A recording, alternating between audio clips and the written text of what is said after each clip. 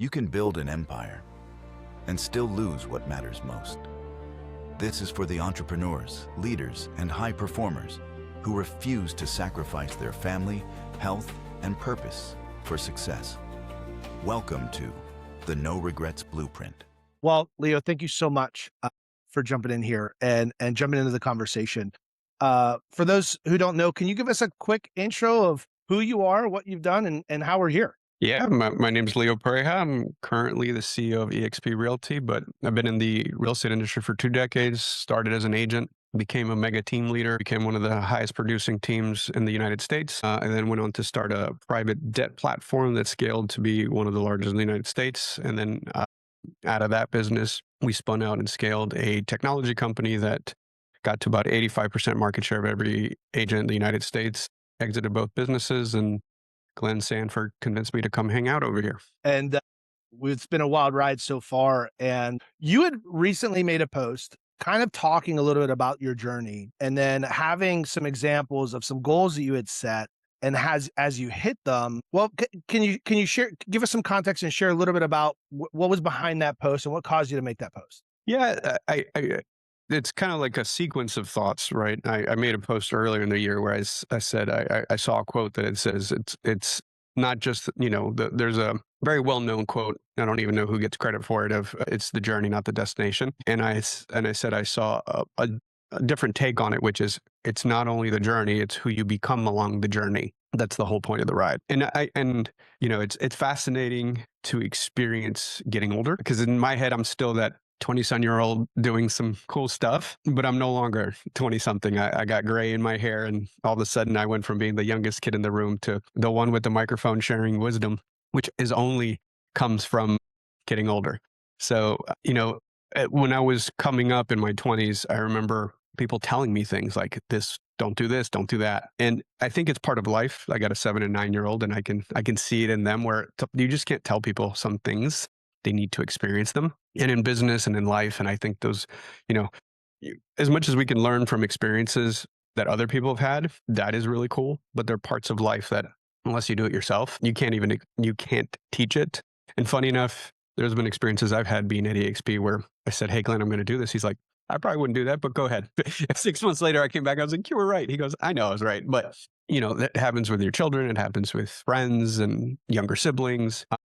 So I think there's parts of this human experience that you can't read in a book. You kind of have to put your hand on the skillet yourself once, create that rewiring of your neurons to understand, how things work. Yeah, I'm a father myself, and I really can relate to this struggle of wanting to help guide and coach, and also know that sometimes the best experience is the lesson. And yet, when we talk about the entrepreneurial journey, and the stakes are high in business and in life. And over the last 10 years, with the privilege that I've had of just kind of coaching and consulting with agents and teams, there's just been, I've seen a lot of families and relationships and parents and their kids and spouses, et cetera, that fall apart, that really get that just destroyed through the process. And that the question then that comes to my mind is, some experiences can only be lived. And yet when the stakes are so high, how do we step in, support? And is there any lesson or an angle or perspective of the lesson that you'd be willing to jump in and say, hey, like, no, for real, like, I wouldn't do that, and you shouldn't either. And don't, like, if you go through with this, the stakes may be irreparable. Yeah. So it's interesting because, like, this morning before joining you, I was at my son's school. My son was becoming class representative, and there are many times, especially because the season I'm in, where I bet you I'm more present than dads with a very traditional 9-to-5 job versus the schedule I have, right? So I think it's very much a choice. And again, I think most experiences either come from something you learn personally from being kind of on the other side of that. So my father traveled 3 to 6 months out of the year when I was a kid, and I swore I would never do that to my kids. And then during Remine, I remember I was in an airport and I didn't know what city I was in. Like, it actually hit me, and I was like, "Holy shit!" I turned into my dad. Wow. because I was traveling about 200 days a year. And so sometimes you have to go through, and I'm super fortunate that that part of my journey was when my kids were really little. Like my daughter was 2 and my son was born, and maybe I went for like another year after, because we moved, the pandemic shut down traveling. So that was a significant shift in how society did business, right? I went from, because I did, high ticket enterprise sales for the software where I had to show up in person. It was the only way to get that contract. To very quickly, over a 90-day period, we switched to everything got done virtually. But, sometimes you have to go through what you're not willing to ever do again in order to be willing to do it. And then just ruthlessly prioritizing, right? Like, I'll give you an example. I haven't had dinner with anybody that was not my family in years, right?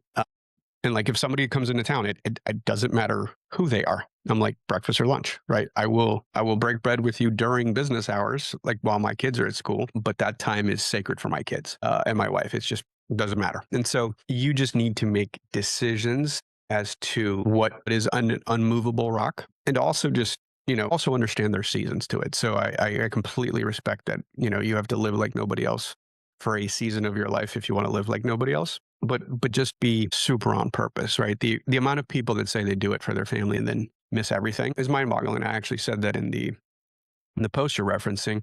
So, if you're going to do that, just be super intentional about it. Like, do you really need to be there? Is there another time? And the thing I've really, really learned over time, because I've studied a lot of very successful people, is there an alternative way to do it? Like, do you have to physically be there? Do you have to be there in the evening? Can you be as intentional as possible? And again, I've met agents who literally work 9 to 5 because they've structured their business that way, in the sense where they, like, let's say, focus on listings, had an EA take calls after hours. Like there's ways to structure your world if you so chose, right? And there's so many times in life where you don't think you can do it one way until you decide that's your value system and the pattern you're going to create. But again, the question you're asking is, can that be learned without going through it? I'm not sure. I mean, I know how I learned it. And also who you model and who you surround yourself with, right? Like, how do you prioritize your world, and the people who surround you, how they prioritize your world makes a big, big difference. You said a couple things here that are really, really impactful, and I'd love for you to kind of expound a little bit on them. You talked about, who do you model and go after? So who are those that you look up to or you take guidance from, that you respect, that helped shape some of these ferocious non-negotiables that you brought up? I think it's really dependent on the season of life I'm in. And I'm hyper keenly aware of that, right? Like, I started really grinding at 19 years old, and I would work 7 days a week, 10, 12 hours a day, like, not an exaggeration. And I know that season changed the course of my life because I did that for a very long period of time. And, even when I've spoken at universities or to young folks, or when I do give a keynote and a 19, 20-year-old comes up to me, they say, what would you do differently? What would you tell me? I talk about the concept of playing the hand that you're dealt. Because I think anytime you kind of own your moment in your journey, it's a superpower. And at 20 years old, your superpower is energy, right? Like, I did work 12 hours a day nonstop and still had a social life. I just can't do that now. I don't want to do that, right? Like, if I don't get 8 or 9 hours of sleep, I get cranky. And I just won't be as present for the folks that I owe my energy to during the day, which is you guys. And then even more importantly, for the folks, the rest of my day that I care to be with. So it's just really balancing that. So I think owning the moment in your season, and then also understanding, like, hey, I'm willing to do this for a shorter period of time, but I'm going to be very impactful and very focused on it. And also just be willing to trade stuff. Like, the amount of time that people waste is pretty crazy to me, statistically speaking. Like, the amount of TV or media we consume, just like, what are you willing to trade to prioritize? So I think you can be, an engaged family person, as well as be ruthlessly focused on sharpening your tools as a professional. But I also think there's so many people that just do, and like, they equate busyness with the grind versus, like, what's a dollar productive activity? Where do you spend your time? How do you spend your time? That kind of stuff. So in regards to these seasons, and knowing that seasons change and there's a transitional period, what are some of the things what were those transitional seasons like for you? How did you see them coming, and how do you prepare for those transitions? It really depends as to which one, right? Like, being a young person and then Like I had very singular focus on very specific things. Like in my early age of my career, it was actually less about like net or life balance. It was like, I want to be number one. I want to be number one in my office. I want to be number one in the state. I want to be number one in the company. I want 30 under 30. It was very non-specific goals that actually mattered. It was more of a title. And I think that comes with being young and just being, in your ego, which is very, very human at your earlier stages of life. And then I achieved some of those goals and realized that not a thing changed and none of it mattered and it was not really important. And then, I just did a podcast recently that I talked about, when I was younger, I thought the word lifestyle business was an insult, which is a different way of describing small to mid-sized businesses. Steve Case, the founder of AOL, wrote a really interesting book about growth businesses and lifestyle businesses. And as a small business entrepreneur for the vast majority of my life, I felt like I needed a growth business, a big one. And I did that. And I also realized that like a lifestyle business is a business that's designed to fund your ideal lifestyle. That's actually a wonderful thing, right? Because in a way, there's the old adage that entrepreneurs trade 40 hours a week for 100 hours a week because they want freedom and control over their time. But I think what entrepreneurs trade is the ability to have upside that isn't capped, right? Like as an entrepreneur, your upside is determined on your execution and not like some middle manager that has good people skills and that's why they have the job over you, right?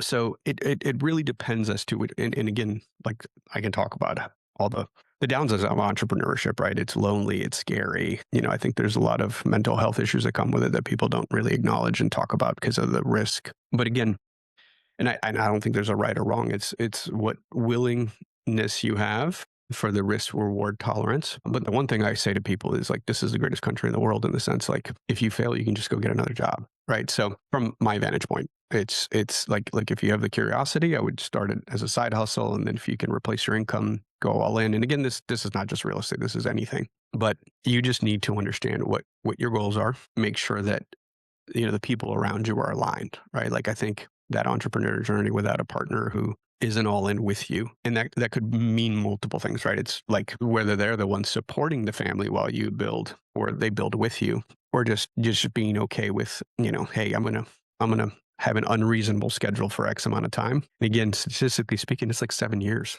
before you get to a stable, growing EBITDA business. I mean, 90% of agents don't make to year 5 from the day they get licensed. And the same goes for small to mid-sized businesses. So it's just understanding what the goals are, what the trade-off is, and the things you're willing to give up in order to get there. What is your you mentioned the desire to be number one, that competitive edge, that spirit of achievement. What are you working towards being one at right now? I just want to be the best father and son I could, or father, son, husband. Like the really cool part of my journey is I would achieve most of the quote unquote titles I've ever wanted. My favorite one is dad. Like that's the coolest one ever. In having been in business and seen market cycles and like none of it matters. Truly none of it does. Like, I actually said this to one of your team members recently who was debating a move or something. I said, well, you want to take her with you? And she was like, yeah. And he described it as my Ariana, which is my wife's name.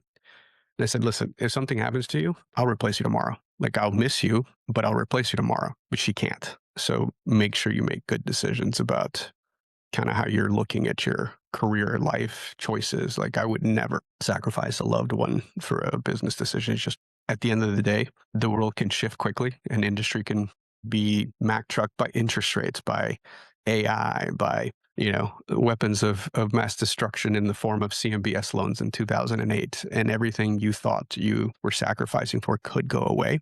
I would much prefer to encourage people to have deep, meaningful human relationships. I love that. The dad role it's pretty rad. So some might be watching this and going, well, it's easy to give these lessons and talk about being all in when you've been able to do what you've done. What are some of the ways that you can help somebody that is also in that season of looking to accumulate, but maybe they're further along, maybe they're not in that energy cycle, but they're maybe rebuilding or revisiting this opportunity in their 30s or 40s with older kids? What's that lesson that you can share with them so they don't have to risk it all, especially the unreplaceable? I think is understanding what the trade-off is, right? Like I think anything can be balanced in a way that works for you. You're just going to have to sacrifice something, right? So is it, maybe more of your social time versus your family time versus, how impactful can you be in the same time, right? The concept of we all have the same 24 hours is a bit of a misnomer, because if you have leverage, you have 48 hours or 72 hours in the same 24-hour period. So, I would be ruthlessly disciplined in understanding what a dollar productive activity is versus isn't. And with the amount of leverage that exists for almost nothing now, right? Between AI companion, chatbots, to virtual assistants and much lower priced, global economy. And just honing in on what's the highest and best use of your time. By the way, that's probably the biggest debate I have with myself every single day, right? I think a couple months into joining the company, Glenn asked me, he's like, what have you found to be the most challenging thing? And I said, prioritizing, right? I could spend 100 hours a week with the growth team, which I probably do right now, but I could spend 100 hours a week with the tech team, with the operations team, with any part of the company, because there's so much to do. And so it's deciding what delivers the highest ROI to the people I serve, and making those decisions that, may, upset other people, but it's the decision tree that I have to make every single day, right? It's like, what is a fire that needs to be put out? What is a fire I need to allow other people to put out? What is a fire that you just need to let burn because there are other more important priorities that don't even look like fires, but they are priorities that should be prioritized. And, I think it's this constant push and pull of living in the moment and being hyper present, and also planning for 36 months from now, right? Where, like living in the moment may look like a Band-Aid, and, some people might not be happy with it, but knowing that I have an 18-month, 24-month, 36-month plan to replace that, Band-Aid with, a long-term solution. And it's just constantly making sure that you can balance all that, right? So it's living in the dirt and the clouds in the same moment, and then being able to just not pay attention to everything else, because there's never enough time to finish it all. In these last few moments, we hit on two of the three L's that we talk about in the book: leadership, love, our personal relationships. The last is the one that I'd love for you to just kind of finish us up with, is how do you prioritize your physical and mental health journey along the way? Yeah, so the physical one it's interesting for me. It's always probably been the hardest one to stay. Like I'm like I have a lot of self control for most things that other people tend to struggle with. I'm either on or off. Like I'm on the wagon or I fall off the wagon with my workouts, and I love food. So like years ago, I pretty much cut out alcohol and sugar, which a lot of people struggle with just socially, right? But it's like it was never an issue. But it was like even the one or two drinks will make you kind of slower the next day.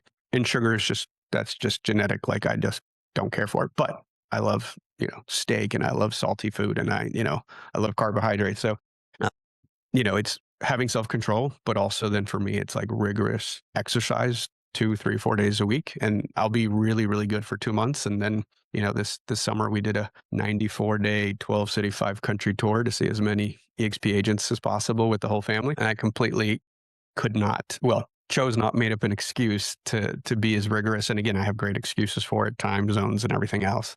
But at the end of the day, it's bullshit, right? It's prioritization. And then mental health, I think everybody should have people to talk to, whether they're professionals or close confidants. But I really, really think that when it comes to mental health, it has to do a lot with who you surround yourself and what you let in, right? As I've gotten into my personal journey, my circle's gotten a lot smaller. And so, I'm blessed to have the family support system that I have, and my whole family's done stuff like Landmark or Tony Robbins, and just have like really, really good access to communication, and how we even, like when you're upset with somebody, tell them that you're upset, tell them exactly what hurt about that exchange. Because unfortunately, I think for folks that don't practice radical communication, what it does is create resentment. Then it's lashing out. Then it's, you did it to me, so I'm going to do it to you. And, that kind of starts devolving. But again, my mother's a PhD in psychology. So I've grown up around, understanding that talking through and having people to bounce stuff off of you doesn't make you weak, doesn't make you anything. It's almost like a coach for your brain. And I think it's super helpful to have a support system that allows you to, because again, everyone has breakdowns, right? I think one of the easiest ways to describe entrepreneurship is this, because people have asked me, what does it feel like? And I said, It's super easy to explain. My highest highs are much higher than you've ever experienced. My lowest lows are much scarier than you've ever experienced. And I think that's the simplest way to explain a day in my life to most people. And so, I would say that the lowest lows that come with this journey are much lower than people can imagine. And so you need to have a support structure and a support system where, like some days, like I take a mental health day. And for me, that's going out in the ocean and spearfishing stuff in the Atlantic. And, those 5-6 hours help me decompress by going to another world. So it's just figuring out what your thing is, whether it's vigorous exercise or meditation or yoga or a sport or whatever makes you feel one with whatever you believe in, I think is a really good way of doing it. And I think that's, you just need to figure out how you're wired and what gives you peace and calm. Wow. I love it. It's so reaffirming, having somebody in your position that's living these examples and sharing them with us. And, that's how I got to see, that post and just the constant messaging and the leading from the front by example has just been outstanding and really exciting. I'm so thrilled and blessed to be a part of the team and just, thank you for your willingness and your time to even spend a little bit here to share a little bit more insight into your world. No, I appreciate it. Yeah. Is there Also, any last thing you wanted to share before we take off? I mean, this experience is finite. So, I would ruthlessly prioritize. And again, like I think one of the best things you can do is actually talk to people at the end of the journey, because they'll tell you what they regret. And it's never, I wish I would have worked a little bit harder. I had one more title. Never have I heard that. So Jesse Litzler, who's going to be a speaker at EXPCon, I saw him do a keynote a couple years ago. And it was really visceral because he asked somebody how old the parent was. And then he did the math to the average age of the American family or male, because he was asking about his father. And then he asked him how many times he was going to see him per year. And then Jesse did the math really quickly. He said, you'll probably see him 12 more times before he passes away.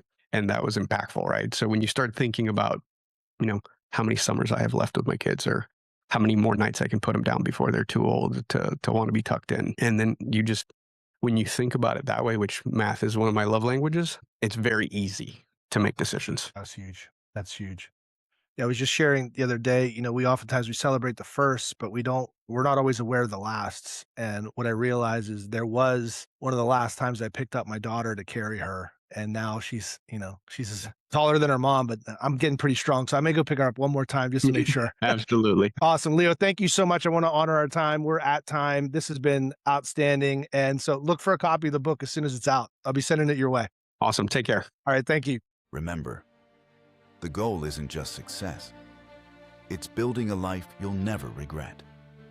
If this episode impacted you, share it with someone chasing more. And I'll see you next time on the No Regrets Blueprint.